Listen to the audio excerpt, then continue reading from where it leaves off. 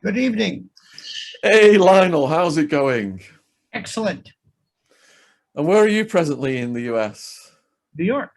New York, of course, Indeed. with that accent. Are we live? We are live. I just need you to press your video button. Oh, that'd be nice, wouldn't it? Yeah, There we go. I've been following you for years, man. I You're salute the you on one. your work. Brilliant. You're the one. Thank you. See you on TV a lot, like RT and stuff like that. And we've had a lot Indeed. of people request for you to come on. So, as a prosecutor, what do you think is going to happen with Maxwell? Is it going to be a plea bargain to avoid naming names, etc., or will it go to trial and there'll be all kinds No, of fireworks? it would be a plea of some sort. They're not going to go to trial because she has no appreciable defense. There's nothing she can do. There's nothing she can say. The issue is, why is it taking so long? And none of this makes any sense. Let me just get down to brass tacks so that people know. Can we talk about Epstein for just a moment before we get Absolutely, go for it. Whatever you want. there are still people to this day, including the last Attorney General, Bill Barr, who said repeatedly that Epstein committed suicide. He said this. This is the chief law enforcement agent of the United States. Now, may we go through a couple of things and I'm sure you know it, but since this is a kind of a true crime thing, I'm a prosecutor by nature. I believe in forensics. I believe in lab analysis. If you say it's cocaine, let me see a lab report. I'm not going to take your word for it. If you say he's dead, I want to have an expert tell me he's dead. Here's what was interesting. They found Epstein, and he had all of the indicia of strangulation. Most importantly, this was the best. Now, I'm wearing this stylish silk to give you an idea. He had around his throat here, there's a part which is the most important, thyroid cartilage and the hyoid bone. Drop directly under your mandible, your jaw, go back, that's where it is. To crush it, you have to have anterior to posterior pressure to crush it. It's inside. It was crushed. And the thyroid cartilage. This supposedly happened by his suspension using paper or whatever. And if this were, let's say, this silk, if I were to do this, the deep rivulets, the cutting, biting, digging in was in no way consistent with that which could have been the product of just suspension. You can hang yourself. I don't want to go into the specifics of this, but you do not have to drop and break a cervical, the hangman's fracture. You don't need to do that. You can just basically lean forward, and because of hypoxia, anoxia, just die. You've been perhaps maybe in a sleeper hold or some type of carotid restraint. I'm sure in your own private life, but we won't get into that. It's your business and none of mine. But what's happening right now is that they are suggesting that this man either jumped from his bed and this flimsy sheet-like material caused this strangulation plus petechial hemorrhagic tears in the sclera, the whites of the eye, all indicative of homicide. It is axiomatic. It is, you don't have to be Quincy. You don't need, so it started from there. What was happening right now in my world, and whether it's in the world of politics, they will tell you something. And they will say, you do not see what you think you see. Nothing that you see is true. Nothing. This didn't happen. Do you believe me or your lying eyes? And it was the most incredible thing I've ever seen in my life. And then when you said, no, he's not, he didn't commit suicide, you're a conspiracy theorist. You're a tinfoil hat lunatic. You're some kind of just deranged, ambulatory, schizoaffective loon who imagines these things. Now, let me tell you something. A conspiracy in American law is a confederation and agreement between two guilty people to commit a crime.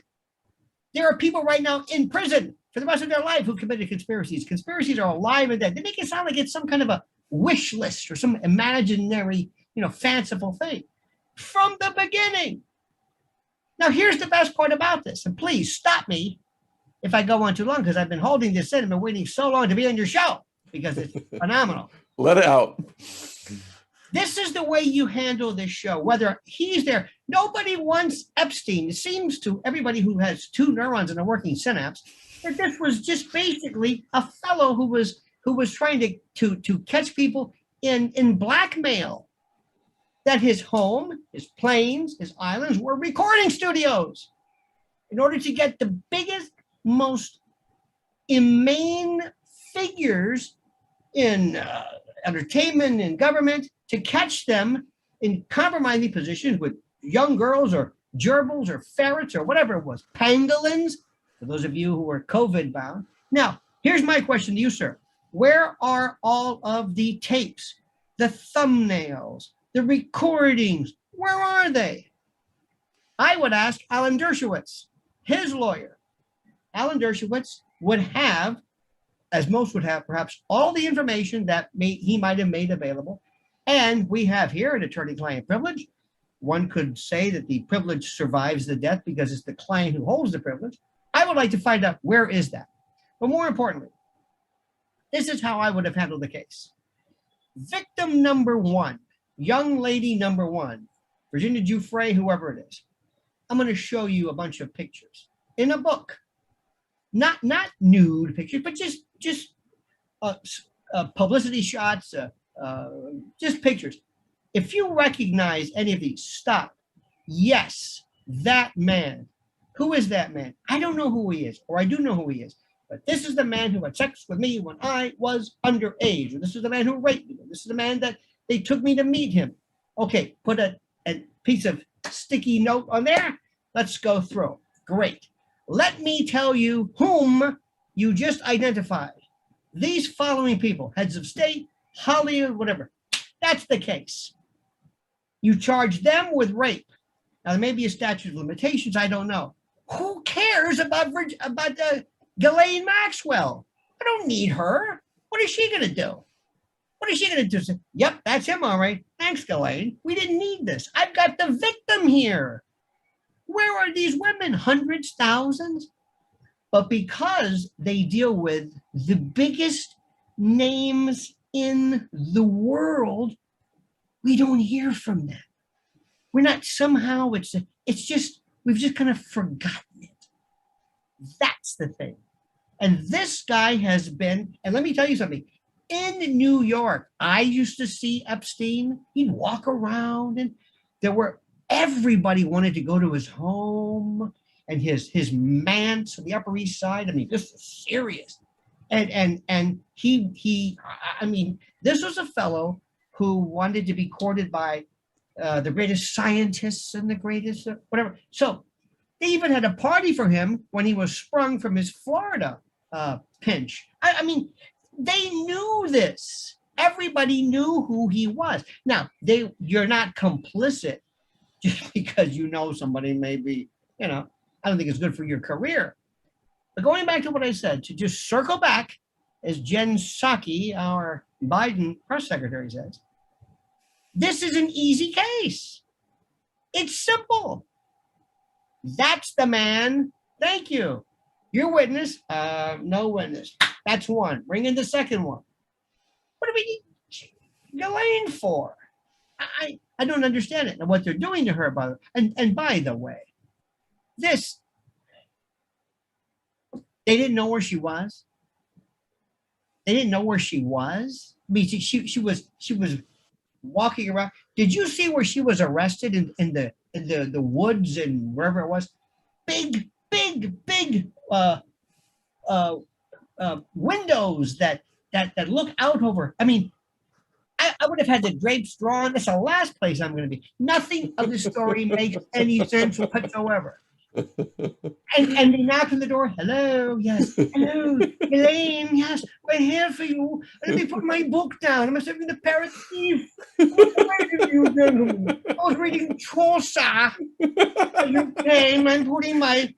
Could join me on the settee as we review the charges? What? Pray tell. Why for fools? What? Oh, please. Let me also tell you something. I'm sick and tired of her. I'm calling her. She's a socialite. She's a socialite. I'm Eleanor Roosevelt. She's not a socialite, and she's not a girlfriend. And these young girls are not prostitutes either. This is human trafficking.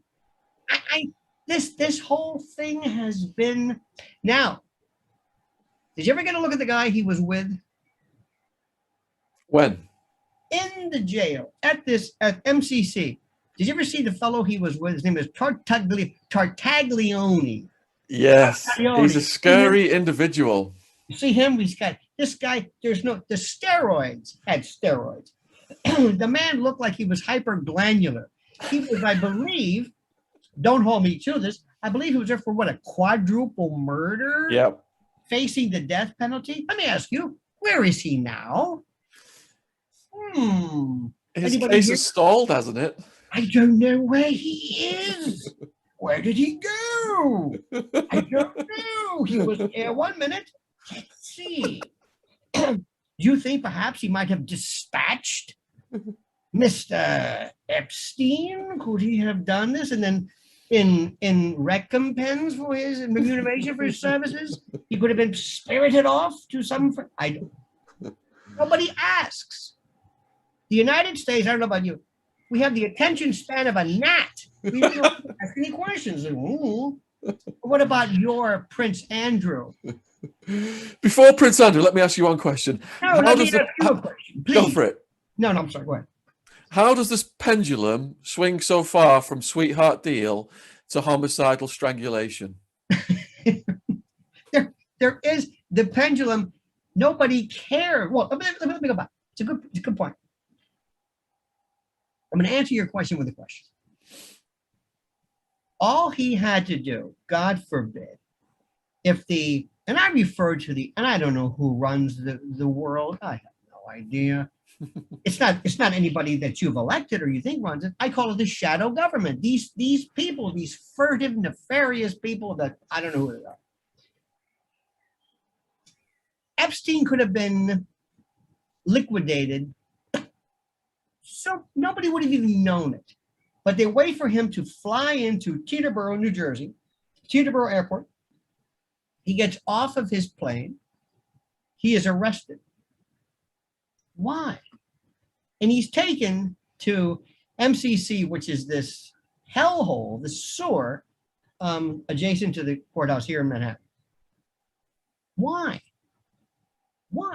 Now, when have you ever seen what they do when somebody's under suicide watch? Have you ever seen when somebody really, let's say you were a high caliber, high profile, high value witness?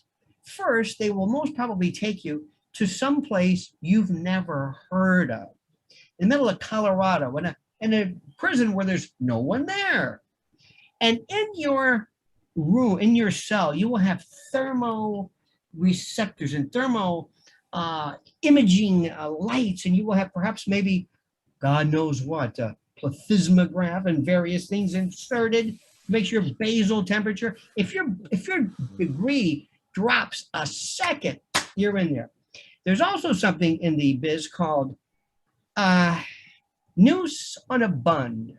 You ever heard about this? The black art, the dark art of poisoning is something that this goes back to the Borgias, and I can bring you in, and I can give you something. You can have a taster, something like that.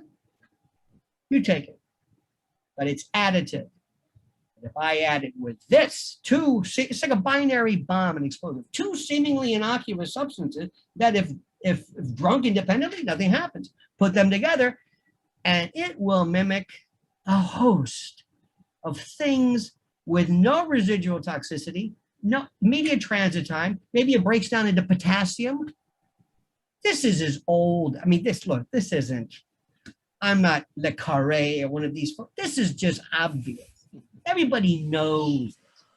But can we talk about Andy? Yeah, I mean, does he have diplomatic immunity? Randy Andy. I remember him for the days of Cool Stock. Yes, and by the way, he's not with us anymore. Lord Porchester. Oh, I've read about him. Isn't it interesting? Our little miracle, Andrew. The only one who doesn't look like one of the Windsors. Just kidding, please, with all due respect. Does he have diplomatic immunity? No. Who is he? He's the Queen's son. So, Joe Biden's son. Now, if you're Hunter Biden in our country, not only do you have immunity, you have magical powers. Nobody can touch you. You have Kevlar. He has, if he steps foot in this country and somebody wanted him, boom, gotcha. Now, of course, we're not going to do that necessarily because of a variety of reasons, but, and who was the one who sat with him and said, now, Andrew, what you're going to do is you're going to say, as your defense, you, by virtue of your steely resolve, your ability to self-regulate your autonomic processes, you don't sweat. Bromidrosis, not you. Steely, you're James Bond. I don't. What was that? And the Queen must have been sitting there with Phil thinking, can you believe this schmuck? What the hell is this? Stop it. Hit the alarm. Do something. Terminate. How did they ever say that wasn't live? So they let that go on the air? I would have said, come here. Who was the medium at the time? What was it, BBC or what was it? Yeah, it was on the BBC. BBC, yes. You have a certain licensing deadline coming up. I would say, to, shall we say, facilitate. You might want to maybe look at. Oh, we've dropped your. Was this the only one you had? Oh, I destroyed it. I'm sorry. How she let that go? I have no idea. He thought he'd done a good job when he came out of the interview. He was on a high. He was on a high. He is delusional. He is delusional. Well, this is what many people say. This is what homozygotic inbreeding will do to you. But please, I don't want to be unkind. This whole group, they're walking around in a world that doesn't exist between Charlie talking to plants and this one. And I don't understand any of these people. I don't understand. Do they get any coaching? Do they talk to MI5 or 6? Listen, now here's how this is what deception looks like. Let's do it again. You run through this. We're going to give you a couple of techniques. We're going to give you a drug. We're going to make you something. I'm sure that downed RAF pilots learned something. They let this guy just walk in and he had the nicest interrogator ever. I'm so sorry. I don't. May I? Do you mind if I ask you? Yes. She was so good. She's thinking, I've got the greatest. I mean, they're going to call her Torquemada, for God's sake. I mean, there's something. She was the biggest. That was beautiful. And of course, that's all forgotten. But based on the allegations that have come forward against Andrew, what could he be charged with at this moment in time? Here? Yeah. Rape, sex trafficking. Now we have statutes of limitation, and by the way, statutes of statutory rape. We have a problem. Some of them are federal, some of them are state, some of them are we have concomitant jurisdiction. Sometimes in order to enact or to make a federal case out of it, as they say, you have to cross, state lines. But for the most part, assuming there is no statute of limitations, very serious case. Now, there's also civil. And I don't know what the course of that is, if how that would work, if you can sue someone, but either way. Now, did he not? This is what I don't understand. I hold the British, I think MI6, they're the granddaddy. I mean, they are the creme de la creme. And you mean to tell me nobody sat there and said to the Queen, we're following him. We know where he is. We have his clothes are all fitted with GPS. He said Epstein's again. Do you know who Epstein is? We know who he is. Do you think somebody, let's assume, because there's been suggestions of Israel and France. You had Epstein, you had what was it? Not a who Barack prime minister. Anyway, there was an ex. You think somebody would have said within the spook community, listen, I just want to let you know, Andrew, we have Andrew here. I mean, you know, he's with a he's with a rapist. Do they not know that? We knew this. We knew this, and I'm not in. You know, I don't understand any of this. Or could it be years and years of this sense of we don't have to worry about this anymore? We're special. I don't know. Well, he was the guest of honor at Epstein's getting out of prison party. And his daughters were. Look. This one is something that amazes me. But let me also just tell you this. What we are looking at is simply this. The level of evil that is involved in human sex trafficking, especially with children, is so, I don't know what the word is. It is so beyond description. It is so horrible. My wife in particular, by virtue of her work, and I was a prosecutor as well, we have been immersed in what happens to children. I thought this was something that was, and by the way, and I don't mean children, minors. I mean, and we're not including Andrew in this, but infants, and it's just, it's everywhere. And I have a theory or hypothesis that by virtue of the fact that it is so horrific and it is so disturbing, most people do not want to talk about it because it bothers them. They would not like to think that they share DNA with people who do this. And we have, the more you look at this, and I have been to more meetings and conferences than you can imagine, it's not just child trafficking, it's not just sex trafficking, it's not just human trafficking, force, fraud, or coercion, it's labor trafficking, it's organ trafficking. You cannot believe that this goes on. And what do people do, especially the mainstream media? When they don't like something you say, they accuse you of being a conspiracy theorist. And that shuts the lid on it. That's it. You're branded as a lunatic, and nobody wants to hear anymore. So they move on. So we aid, abet, counsel, procure, hire. We are, in essence, accomplices by virtue of our deliberate nescience or looking the other way. It's like, la, la, la, la. We don't want to hear this. We're responsible for it. And you know what's the most responsible thing? Forget Epstein. You know what's the worst? Internet. This is the dream come true. We'll get to that later, perhaps, but if we want to get into that, but this is just a tip of the iceberg. How do you deal with this psychologically, absorbing the details of those cases of crimes against kids? You are motivated by desire to help. It's just like when you ask a doctor, not a doctor, but if you ask somebody, how can you deal with pediatric oncology? Because you want to help them.